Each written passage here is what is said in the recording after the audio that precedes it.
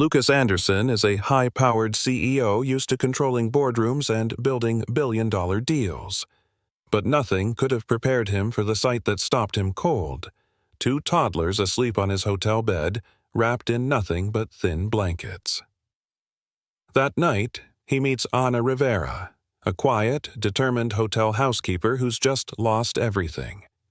Instead of calling security, Lucas makes a choice, one that risks his reputation, rattles his board, and sets off a series of events that will shake the foundation of his empire. Why would a billionaire risk it all for a single mother and her children? What he uncovers about Anna's past and his own will lead to betrayal, courtroom drama, and a love story no one saw coming. This isn't just about second chances. It's about redefining what truly matters. Stay tuned to see how one act of compassion rewrote an entire future. Don't forget to like, comment, and subscribe for more inspiring, true-style stories that prove love and courage still change lives. The morning sun cast a golden hue over Magnolia Avenue in Riverside, California, as 7-year-old Sophie Parker laced up her worn sneakers. The modest, 2-bedroom apartment she shared with her mother, Rachel, buzzed with the familiar sounds of a new day. The aroma of freshly brewed coffee mingled with the scent of toast, creating a comforting ambiance that belied their financial struggles. Rachel, a dedicated night shift nurse at Riverside Community Hospital, moved with practiced efficiency. Her eyes, though tired, sparkled with determination as she prepared Sophie's lunch. "Mom, can I have turkey today?" Sophie asked, her voice tinged with hope. Rachel smiled warmly, spreading the last of the turkey slices onto the bread. "Of course, sweetheart. Protein keeps you strong and warm," she replied, echoing the mantra she often shared. Their apartment, though modest, was a haven of love and resilience. Handmade crafts adorned the walls, and a patchwork quilt sewn together from old clothes lay neatly on the couch. Each item told a story of perseverance and creativity. As Sophie gathered her belongings, Rachel knelt beside her, tucking a loose strand of hair behind her ear. "Remember, kindness is a gift everyone can afford to give," she whispered, placing a gentle kiss on Sophie's forehead. The walk to school was brisk, the morning air crisp against Sophie's cheeks. She clutched her lunch bag tightly, her thoughts drifting to the upcoming spelling test. Approaching the bus stop on Mission Inn Avenue, she noticed a man sitting alone on the bench. His clothes were tattered, and his eyes held a distant, weary look. Sophie hesitated, recalling her mother's words. Summoning her courage, she approached him. "Excuse me, sir," she began softly. "Would you like my sandwich? My mom says protein keeps you warm." The man looked up, surprise flickering across his face. He accepted the sandwich with trembling hands, his voice choked with emotion. "Thank you, young lady. That's very kind of you." Sophie offered a shy smile before continuing on her way, her heart light with the joy of giving. Unbeknownst to her, the man watched her retreating figure, his thoughts swirling. He reached into his coat pocket, pulling out a sleek phone. "Mark," he spoke into the device, "I need you to find out who that little girl is. Discreetly." As Sophie disappeared into the distance, the seeds of an extraordinary journey were sown, all from a simple act of kindness on a chilly riverside morning. The next morning, the city was just waking up as the sun poured golden light over the rooftops of Riverside. Inside the executive suite on the 45th floor, Edward Blake stood in the hallway, hands tucked into his coat pockets, staring at the closed door. A subtle hum of cartoons filtered through from the other side. He hesitated, then knocked softly. Anna opened the door with caution, her face still puffy from a night of restless sleep. "Good morning, Mr. Blake," she said quietly, eyes searching his for some hint of what was coming next. "Edward is fine," he replied, offering a calm smile. "I was in the building and thought I'd check if you and the kids needed anything." Sophia peeked from behind her mother's legs, her hair slightly tangled, still clutching a small stuffed dog. "Hi again," she whispered. Edward knelt slightly. "Hey there, you feeling okay this morning?" She nodded shyly. "Would it be all right if I spoke with your mom for a few minutes?" he asked her kindly. Anna glanced down at her daughter, then back up. "Just a minute, sweetie," she said, gently guiding Sophia toward the couch. In the hallway, Anna crossed her arms tightly over her chest. "If this is the part where you tell us we need to leave, I get it. Thank you for last night." Edward shook his head firmly. "No, I'm not here to ask you to leave. I'm here because I can't stop thinking about what you did, how you tried to protect your children, even with nothing left." Her posture stiffened, eyes wary. "I didn't want charity. I just needed a safe place for them, for one night."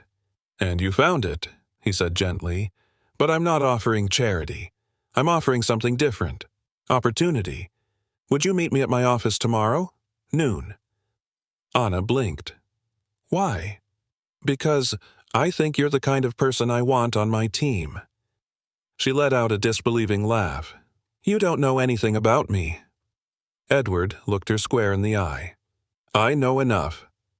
The door clicked behind her, and she turned to find Samuel dragging a throw blanket toward his sister, who had fallen asleep again on the couch. Her eyes softened. She turned back to Edward. "All right, I'll come." The next day, Anna stood outside the towering glass building of Blake Enterprises, feeling every bit like a fish out of water. Her heels were borrowed. Her blazer was 2 sizes too big, but her back was straight and her jaw was set. She walked into the lobby with the kind of poise only survival can teach. Mark Jacobs greeted her in the elevator, smiling warmly.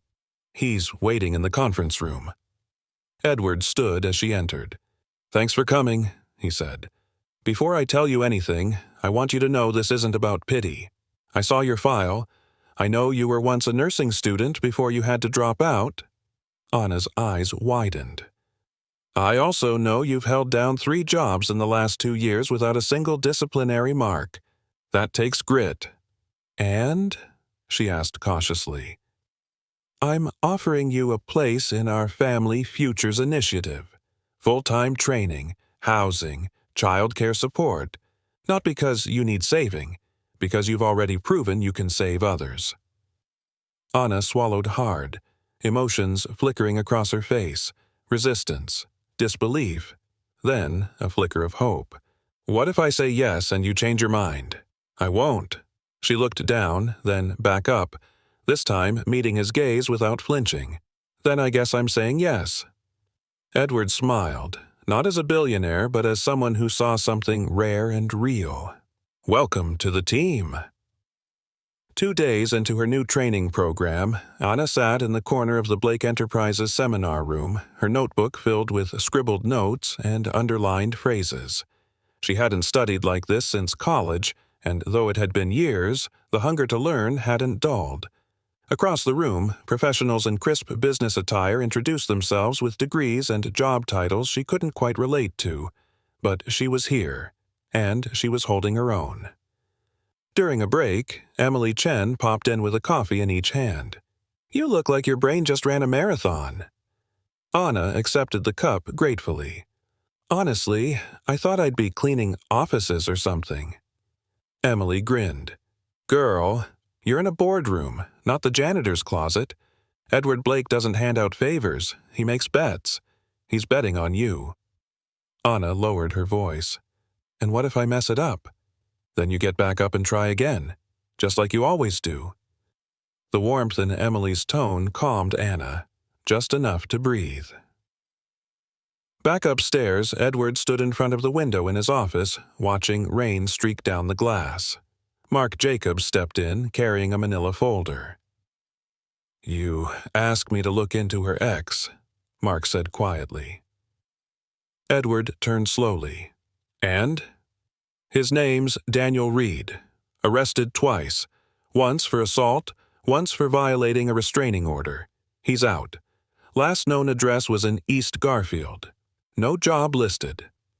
Edward's expression darkened. "Keep eyes on him. Quietly." That evening, Anna arrived at the hotel suite to find Samuel and Sophia asleep, tucked under fresh blankets. The night manager had left a small note. "Miss Rivera, the kids had dinner and finished their homework. Feel free to call if you need anything." Anna smiled to herself, then set her bag down and walked to the window. The city shimmered, alive and distant. She barely heard the soft knock at the door. When she opened it, Edward stood there in his coat, raindrops clinging to the shoulders. He didn't look like a CEO, just a man carrying something heavy. "I'm not staying," he said quickly. "I just wanted to check in." She opened the door wider without hesitation. "You always show up when I least expect it." He chuckled. "That seems to be a habit." For a moment, silence hung between them. Then Anna spoke, softly. "I was almost afraid to say yes to this. All of this. It still feels like it might disappear." Edward looked at her with genuine empathy. "You're not the only one afraid. I've spent most of my life building walls, with people, with expectations. But your daughter, that night she curled up in my bed like it was the safest place in the world. It made me wonder what kind of man I really am." Anna's voice trembled. "She doesn't trust easy, and neither do I." "Then let's take it one step at a time." She nodded. "I can live with that." He left a small envelope on the counter. "Just something to help until the first paycheck comes in." Anna shook her head. "No. It's not charity. It's a loan, with a strict interest rate, 1 cup of coffee." She allowed herself a small laugh. "All right, Mr. Blake. 1 coffee." He smiled. "Good night, Anna." "Good night, Edward." As he walked down the hall, Anna closed the door gently behind her. For the first time in a long while, the future didn't feel terrifying. It felt open. It was raining hard the next morning, a rhythmic downpour that made the hotel windows blur with motion. Anna stood at the breakfast counter, pouring cereal into 2 bowls while Samuel and Sophia bickered gently over who got the blue spoon. The executive suite was still foreign to her, too polished, too quiet, but she was adapting, slowly. Downstairs in the lobby, Edward stepped out of the elevator, umbrella tucked under his arm. His assistant, Mark, met him mid-stride. "Daniel Reed was seen near the Riverwalk last night," Mark said in a hushed tone. "Our contact says he asked around about Anna." Edward's jaw tightened. "We need to keep her safe. Quietly add a second security detail to her floor. Make it look like standard protocol." "Already done." "And Mark, make sure she doesn't find out unless absolutely necessary." He nodded. "Understood." Meanwhile, back at the training center, Anna sat across from a human resources rep, filling out onboarding paperwork. Her pen trembled slightly with each signature. Every page another step away from fear, another step toward something resembling security. "You'll start as a junior operations coordinator," the woman said with a smile. "But Mr. Blake asked for you to shadow 2 departments to find the best fit. That's rare." Anna nodded slowly. "I'm grateful. Honestly, it's a lot. From what I hear, you've earned it." Anna tucked a loose strand of hair behind her ear. "Thank you." As she exited the building, Emily was waiting across the street with lunch. "You look like someone who needs Thai food and a reminder that you're a rock star." Anna laughed and accepted the bag gratefully. "Have I mentioned I'm lucky to have you? Daily would be nice." They sat on a bench near Millennium Park, steam rising from the takeout boxes. "So," Emily asked, "how's your mysterious billionaire benefactor?" Anna hesitated. "Kind, careful. He listens, which is honestly terrifying because I'm not used to that." Emily grinned. "You like him?" "I don't know him," Anna said quickly, then added softly, "but I trust him more than I expected to." That afternoon, Edward sat with his executive team in the Anderson Holdings boardroom. The room buzzed with quiet tension as Douglas Davidson cleared his throat. "We've had concerns, Edward. A housekeeper brought into leadership training, living in a company suite? It looks inappropriate." Edward remained calm. Ana Rivera has shown more grit and discipline than most hires we've vetted. This isn't a handout, it's an investment. Douglas pressed further. People are watching. The press could turn it into a scandal. Let them try, Edward said coolly.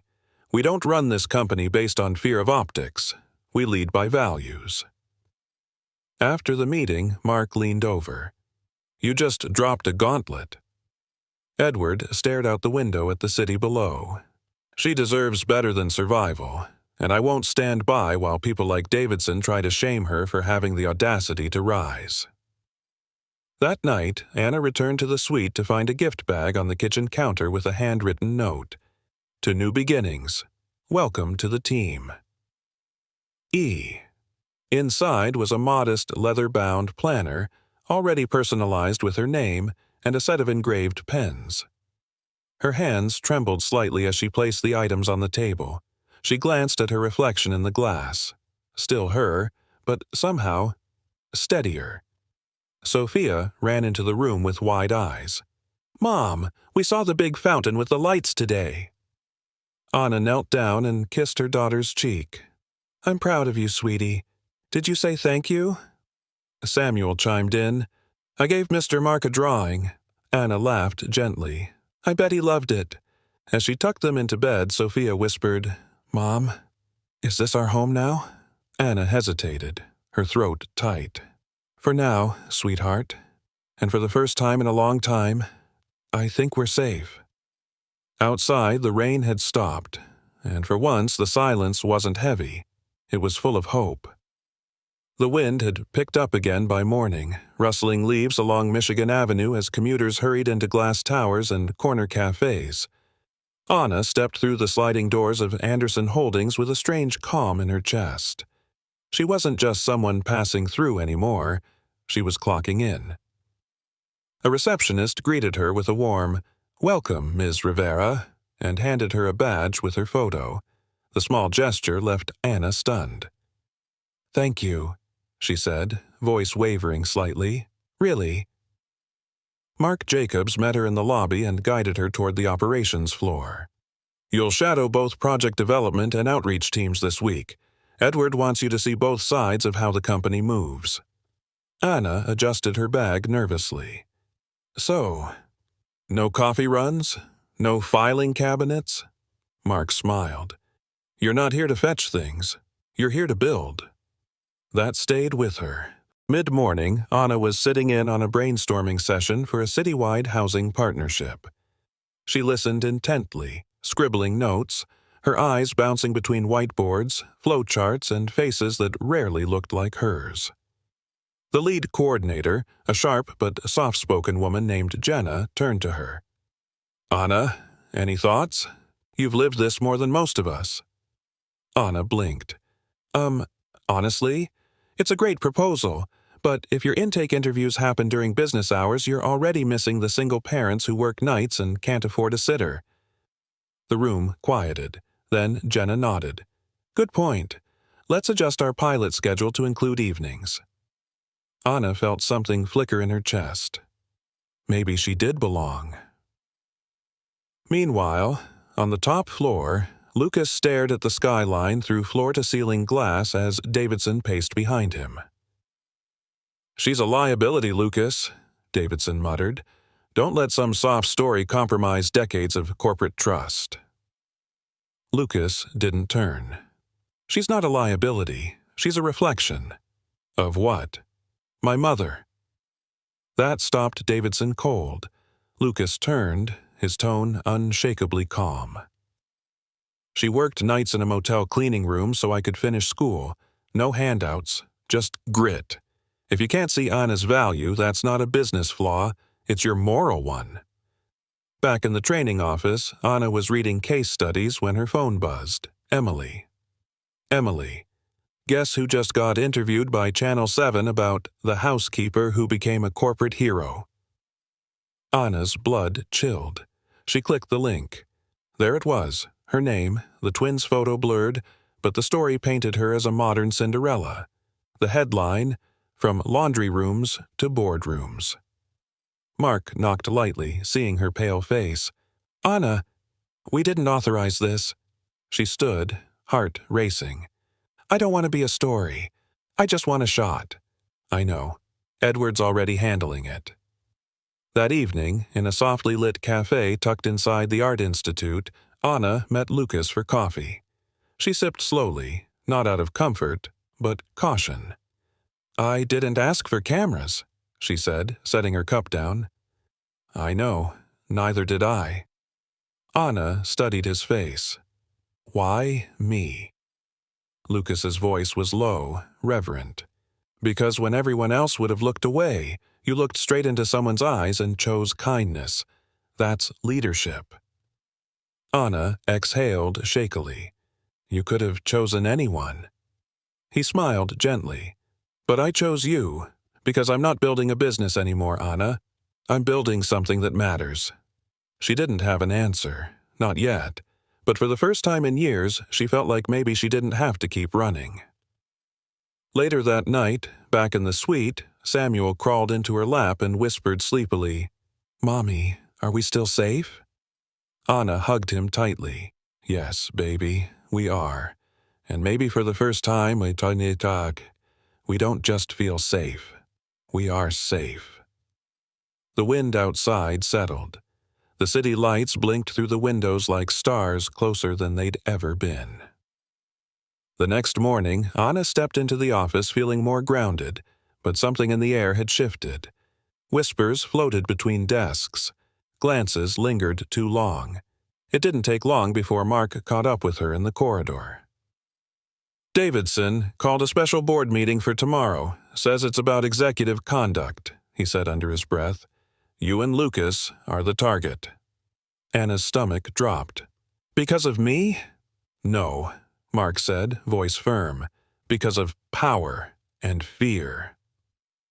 On the 48th floor, Lucas sat in his corner office reading over a file his security team had quietly compiled. Emails, expense reports, memos flagged as irregular.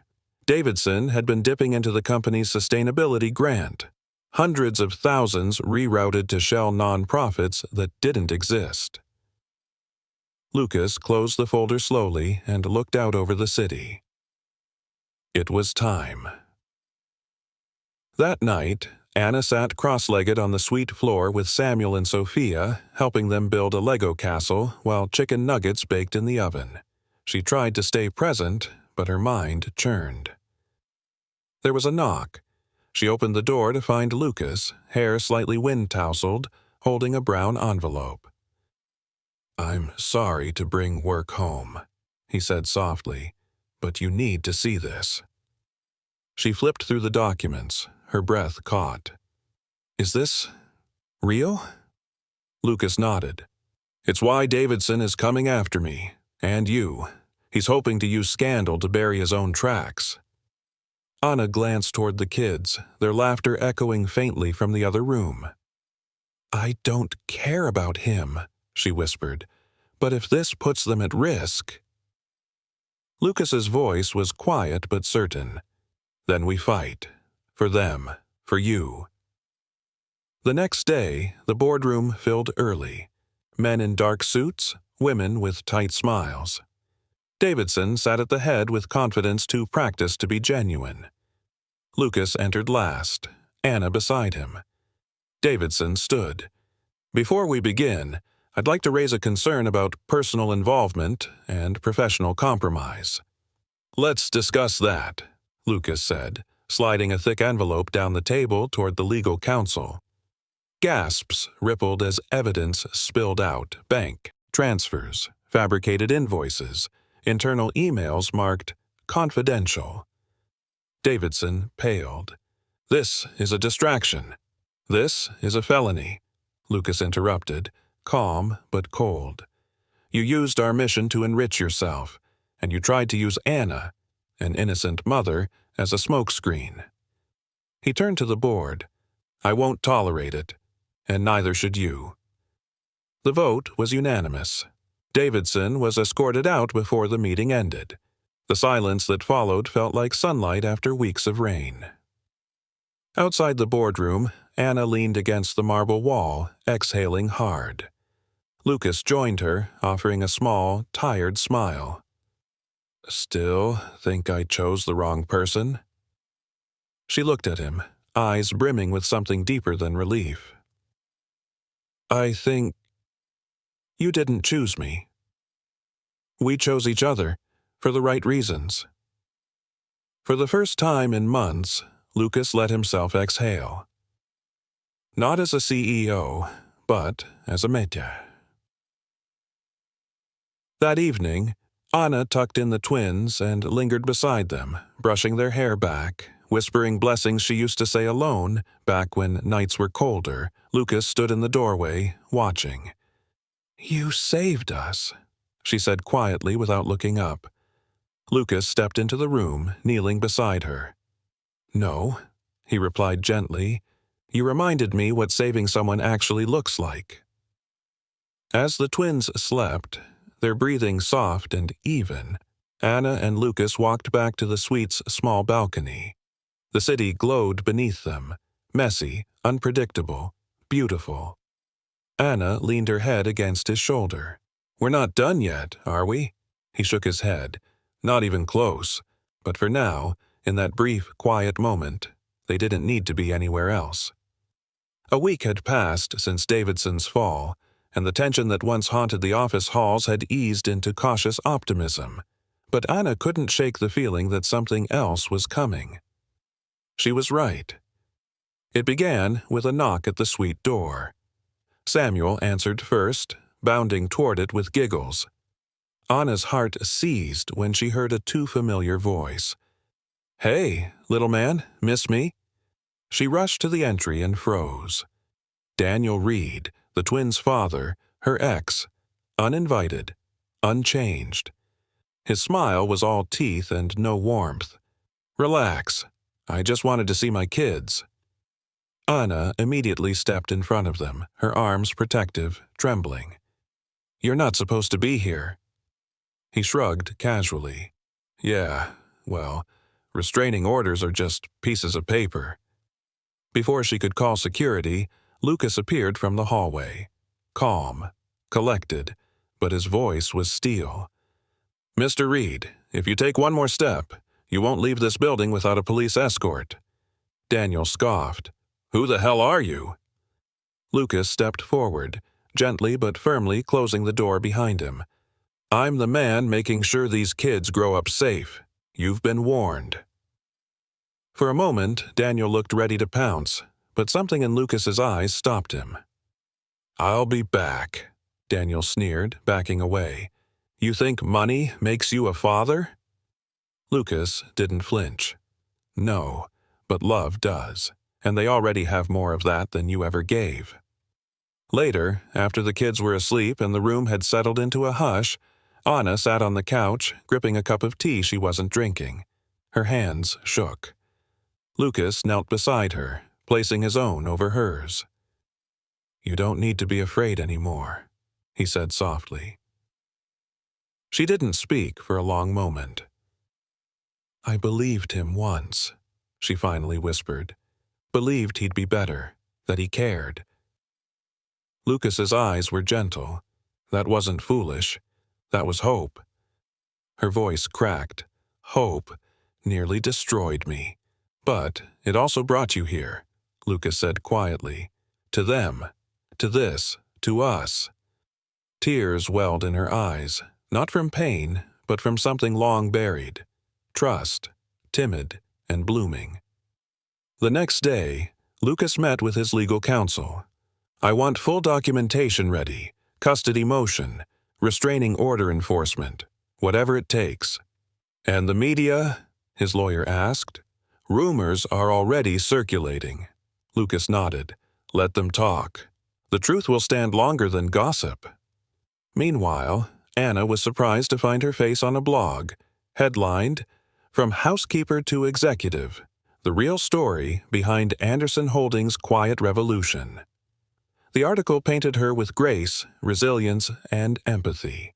But buried in the comments were cruel jabs. Gold digger, opportunist, fake. She nearly slammed her laptop shut. But then Lucas sent her a text. Ignore the noise. You've already proven who you are, every single day. That afternoon, Anna took a quiet walk with Sophia while Samuel napped.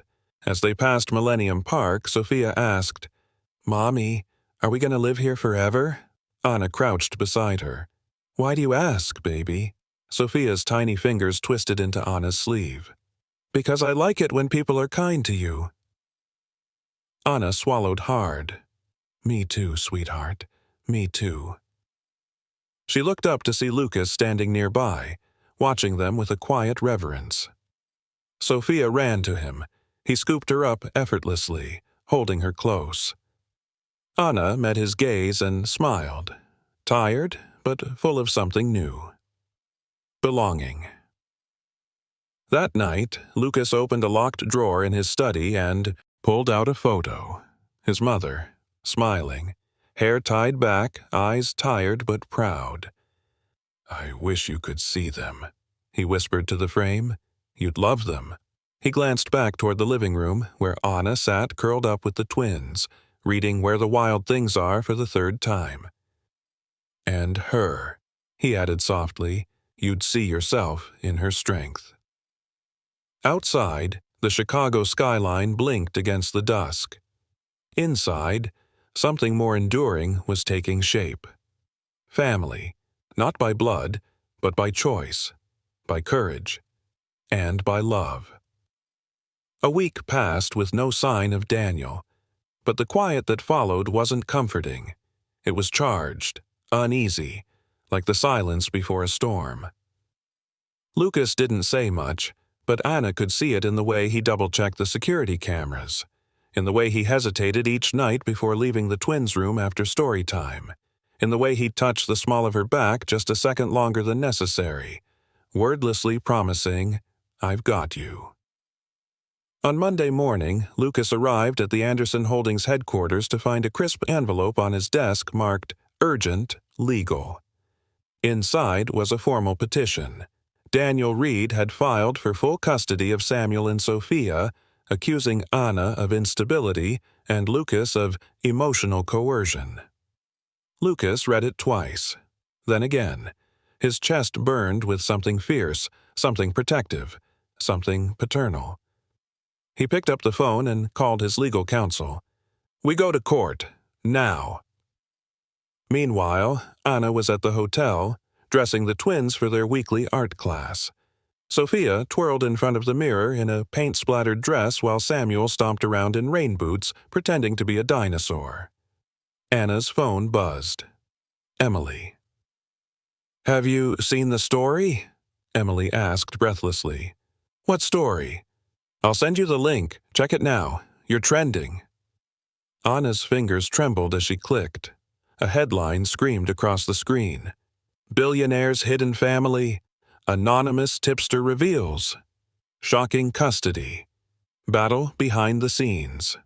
Photos of Anna with the twins were plastered beneath. Comments exploded with venom and speculation. Anna's heart plummeted. "How did they—" Emily cut in, her voice shaking. "Daniel, he sold the story." Anna hung up and sank to the floor. Samuel toddled over. "Mommy, you sad?" Anna blinked back tears and smiled faintly. "Just tired, sweetie." That night, Lucas came to the suite. His face was drawn, but resolute.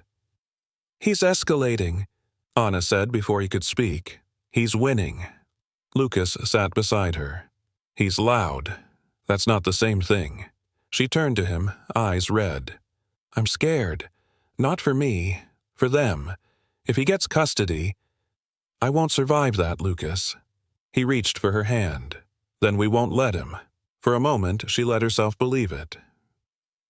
3 days later, in a courtroom off South Dearborn Street, Anna sat on the witness stand. Her palms were slick with sweat. Daniel sat smugly at his table, wearing a tailored suit and a smirk. His attorney droned on about Anna's finances, her housing history, her relationship with Lucas. "She lived in a hotel suite, Your Honor. That's not stable. That's opportunistic." Anna clenched her jaw. Then Lucas rose.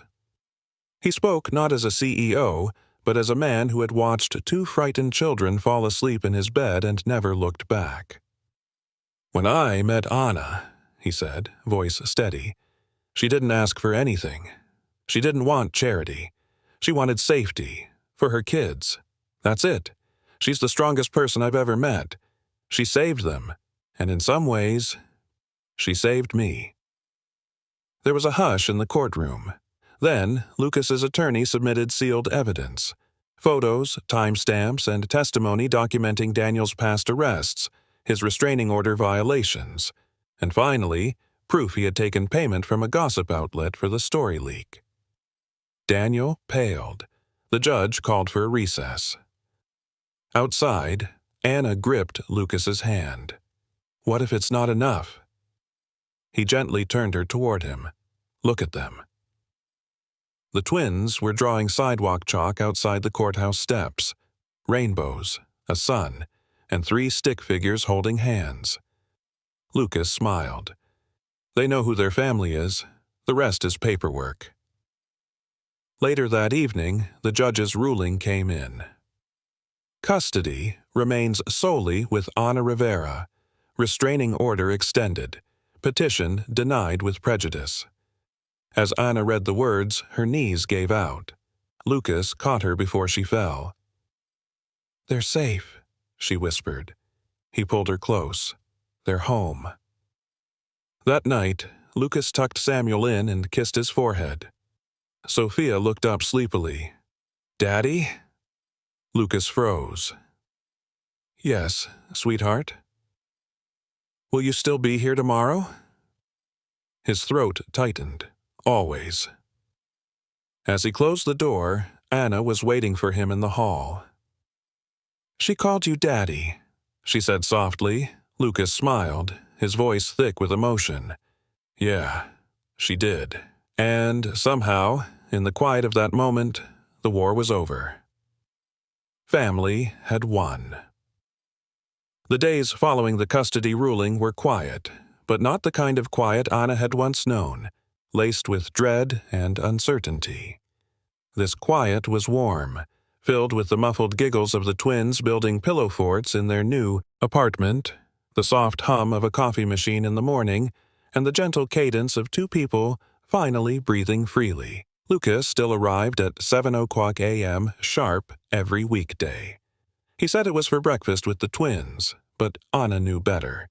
He liked sitting across from her, sharing toast and glances and the growing sense that maybe, just maybe, this wasn't temporary anymore. That morning, Samuel handed Lucas a drawing. "It's us," he said proudly. "You, Mommy, me, and Sophie, and the new baby." Lucas blinked. "New baby?" Anna's eyes widened. "Samuel!" The boy grinned innocently. "Mommy told Auntie Emily, I heard." Lucas looked at Anna, stunned. "You're—" Anna nodded, her voice barely a whisper. 6 weeks. For a second, he didn't move. Then he laughed. Deeply, joyously, like a man who'd finally cracked open the part of his heart that had been locked away for years. "I'm going to be a dad again," he murmured. "You already are," Anna said softly. Later that afternoon, Lucas stood in the conference room at Anderson Holdings. The board had gathered for its annual review. For the first time, he looked around the room not with apprehension, but clarity. "I've made a decision," he announced. "Starting next quarter, Anderson Holdings will allocate 10% of net profits to fund single-parent housing, mentorship, and early childhood education." Murmurs rippled through the board. One director leaned forward. "Is this philanthropy or policy?" Lucas didn't flinch. "It's the future. The company my mother deserved when she was raising me alone. The kind of system Anna should have never had to fight without. It's both." Some resisted, but most nodded. Respect, once skeptical, now shifted to support. The vote passed unanimously.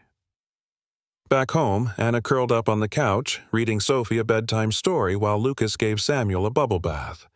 Their home, once a quiet suite meant only for sleeping, was now alive with love. After the twins were tucked in, Anna walked to the balcony, arms wrapped around herself. The city lights flickered below like stars. Lucas joined her. "How's the nausea?" he asked gently. "Better," she smiled. Still weird to say it out loud. He reached for her hand. "I want you to know something." She looked at him. "I didn't fall in love with you because you were strong. I fell in love with you because, even when you were tired, terrified, and completely unsure of what tomorrow looked like, you showed up. For them, for yourself, and eventually, for me." Her eyes welled. "I never thought I'd get this," Anna whispered. "A home, a partner, a family that feels like healing instead of survival."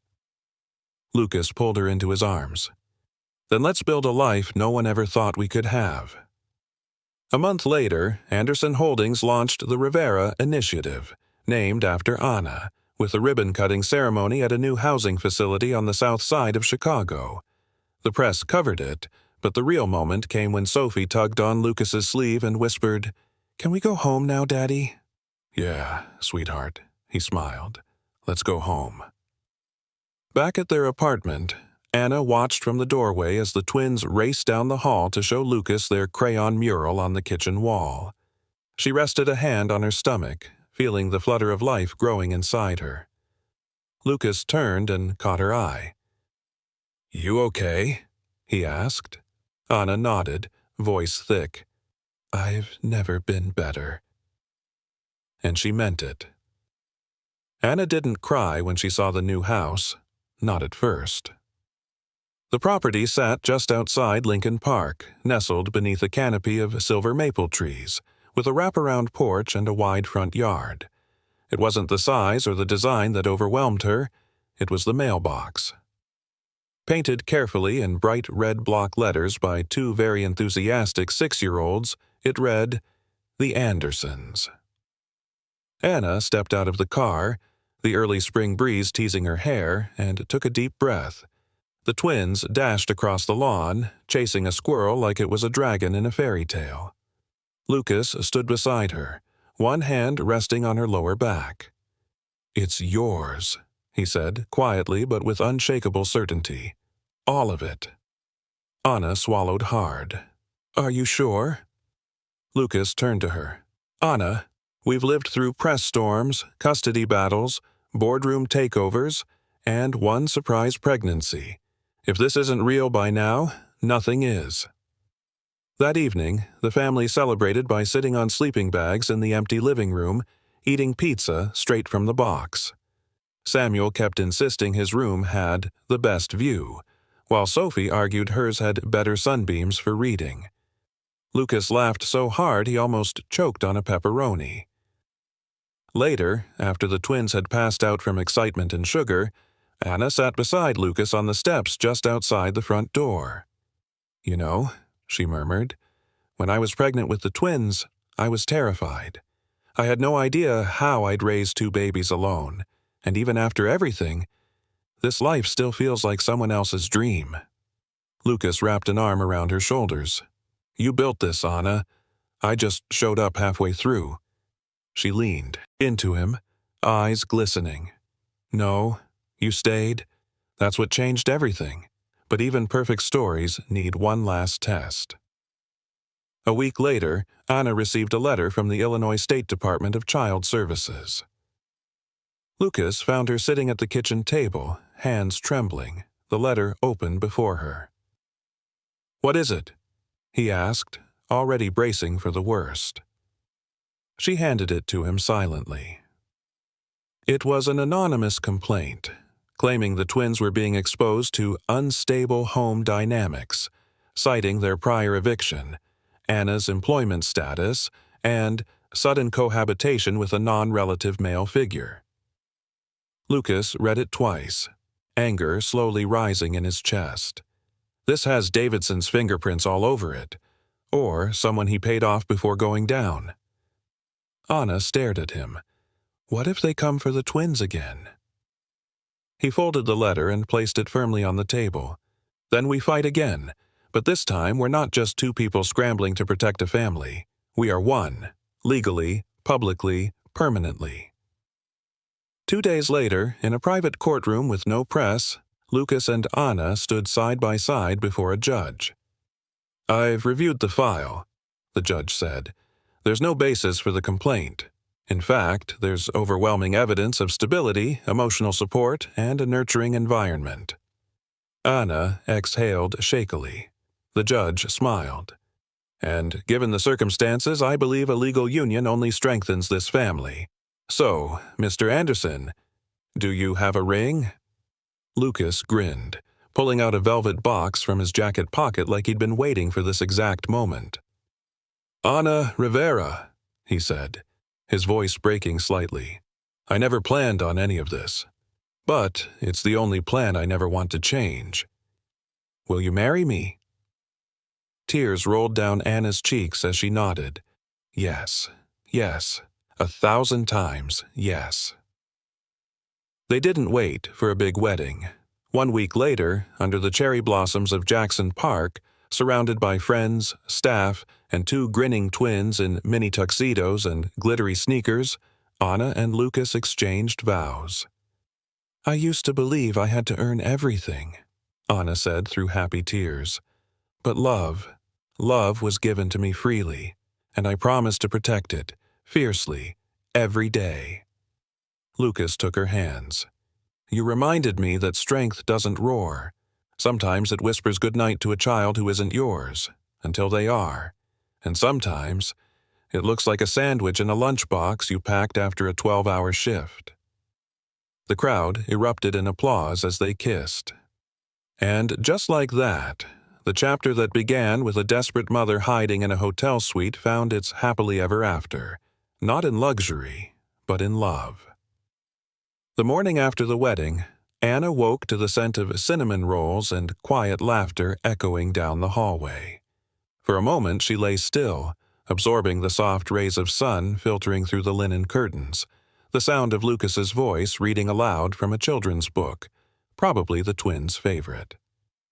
When she entered the kitchen, barefoot and wrapped in a robe, she found the 3 of them at the island.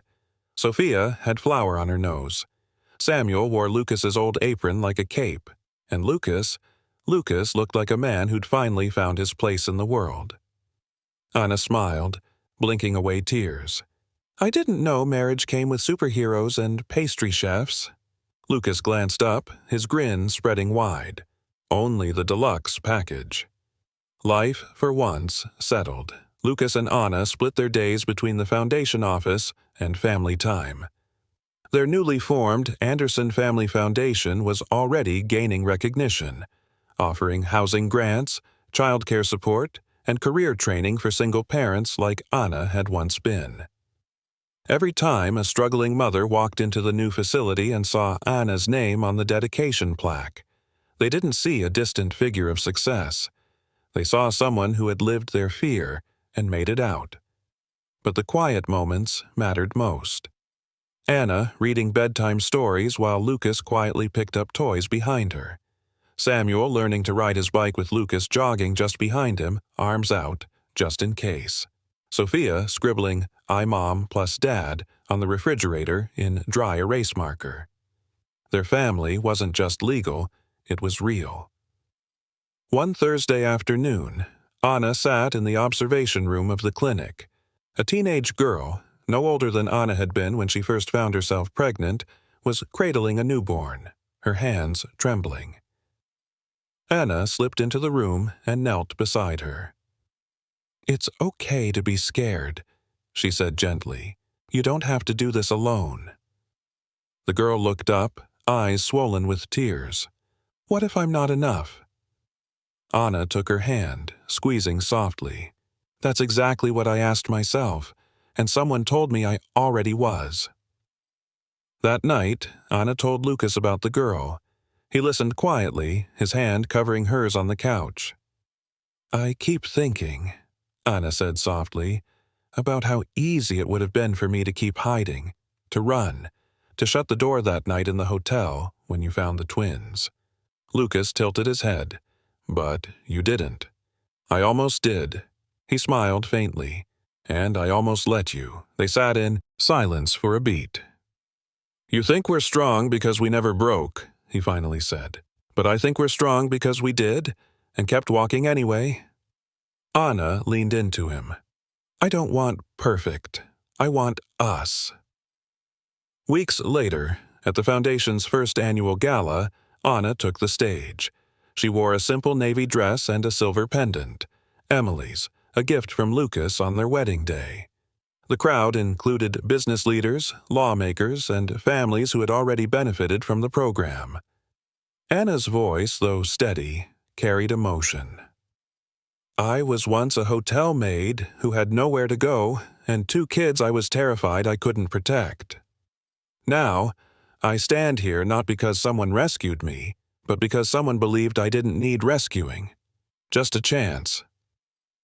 The applause was thunderous, but in the back of the room, Lucas didn't clap right away. He just watched her, proudly, tenderly, completely.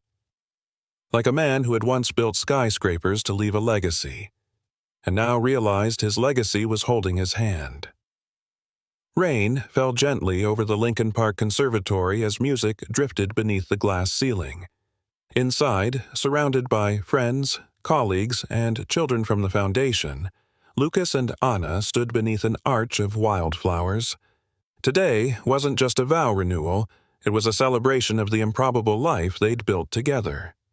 Sophia, now 10, clutched a basket of petals, while Samuel, slightly taller, proudly wearing a tiny suit, tugged at Lucas's sleeve.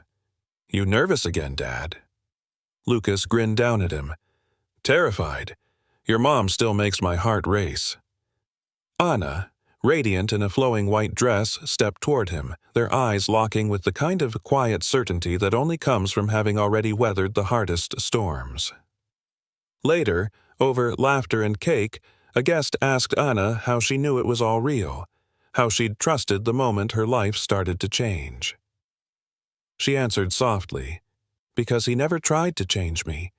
He just stood still long enough for me to grow. People clapped politely, but Lucas felt something deeper twist in his chest, a recognition of how far they'd come, how far she had carried them. Back at home, the kids were asleep, the living room dim and peaceful. Toys dotted the corners. A framed newspaper article on the wall read, Former hotel made now CEO of Empower Her Clinic. A family photo sat below it, marked with sticky fingerprints and love. Lucas poured 2 cups of tea, handing one to Anna as she curled up beside him. I never knew what family felt like, he said quietly. Not really, until I saw those twins asleep in my bed and realized I didn't want the room to feel empty again. Anna rested her head on his shoulder. And I thought I'd always be alone, just surviving. But you didn't just give us a home, Lucas. You gave us our future. He kissed the top of her head gently. No, you built it. A few days later, the Anderson Family Foundation unveiled its newest initiative, the Rivera Grant, offering scholarships and housing stipends to working mothers. The first recipient, a 19-year-old nursing student, stood at the podium in tears, her baby in her arms. Anna and Lucas watched from the wings, hands clasped. Samuel and Sophia sat front row with wide eyes, proud of the world their parents were shaping. Lucas leaned close. You know, one sandwich changed my entire life. Anna laughed quietly.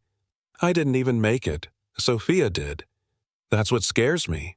They chuckled, the moment light and full. But beneath it, a truth neither had to say aloud. Life had come full circle, not by fate, but by choice.